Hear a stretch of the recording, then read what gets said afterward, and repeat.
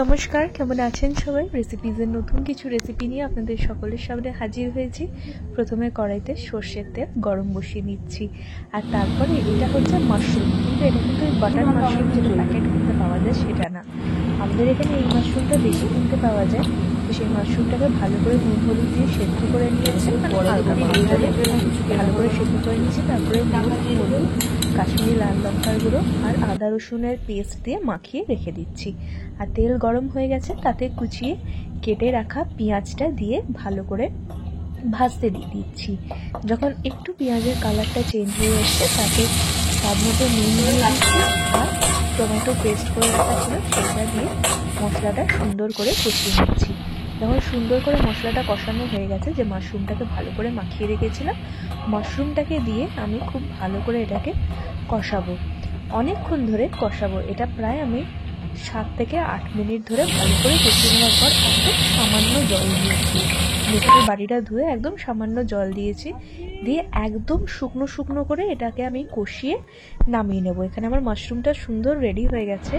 এবার আমি একটুখানি কাতলা মাছের একদম ঘরোয়া হালকা পাতলা একটা ঝোল আপনাদের সাথে শেয়ার করছি। তো মাছটাকে প্রথমে ভালো করে সুন্দর করে নুন আর হলুদ দিয়ে মাখিয়ে নিচ্ছি, দিয়ে আমার ফ্রাই প্যানে আমি সর্ষের তেল গরম বসিয়ে দিচ্ছি। তেল গরম হয়ে গেলে মাছগুলো আমি দুটো দুটো করে ছেড়ে দিচ্ছি।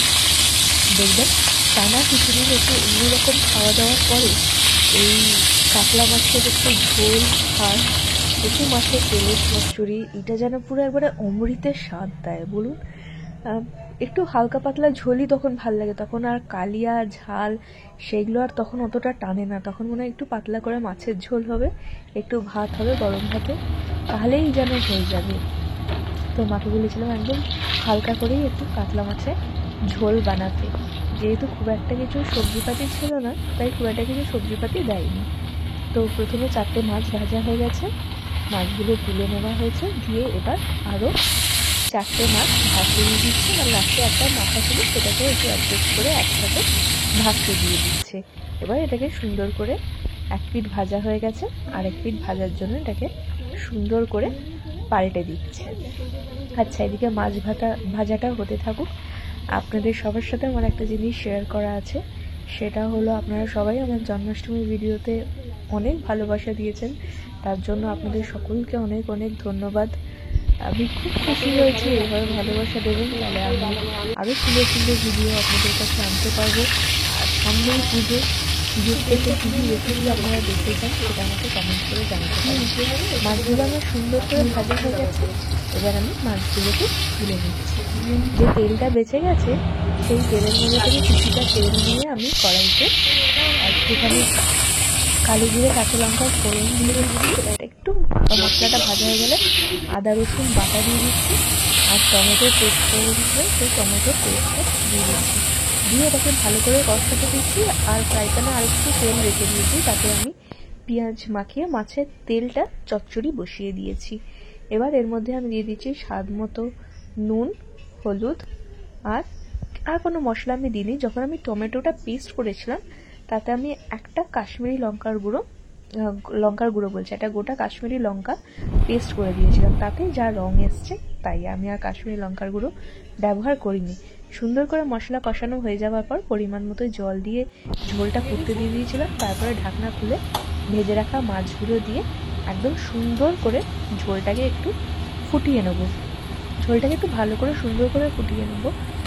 প্রায় 5 মিনিট ধরে ঝোলটা ফোটার পরে আমার ঝোল একদম সুন্দর করে রেডি হয়ে গেছে। এবার একটুখানি ধনেপাতা হাত দিয়ে ছিঁড়ে উপর থেকে আমি ছড়িয়ে দিচ্ছি।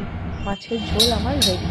এবার আমি একটু বানাবো আনারসের চাটনি, তার জন্য কড়াইতে একটা শুকনো লঙ্কা ভেজে আমি তুলে নিচ্ছি।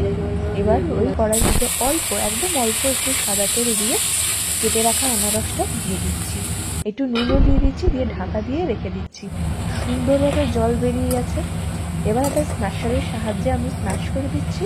এটা পুরোপুরি স্ম্যাশ হবে না, একটু একটু থেকে যাবে শক্ত শক্ত মতো। আপনারা চাইলে মিক্সারেতেও ব্লেন্ড করতে পারেন, তবে এই জিনিসটা বেশি টেস্টি হবে। তো আমি সুন্দর করে একটা স্ম্যাশারের সাহায্যে স্ম্যাশ করে দিচ্ছি, আর দিয়ে দিচ্ছি একটু চিনি। আনারসটা খুব মিষ্টি ছিল, চিনি আপনারা চাইলে অ্যাভয়েডও করতে পারেন।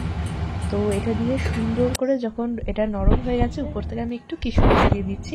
আর যে শুকনো লঙ্কাটা ভেজে রেখেছিলাম সেটা আমি কাঁচি দিয়ে ভালো করে কুচি কুচি করে কেটে উপর থেকে ছড়িয়ে দিচ্ছি। দিয়ে আরেকটু কিছুক্ষণ আমি ফুটিয়ে নেব। আর উপর থেকে অর্ধেকটা পাতিলেবুর রস, মানে 1 চামচ মতো পাতিলেবুর রস দিয়ে নামিয়ে নেব।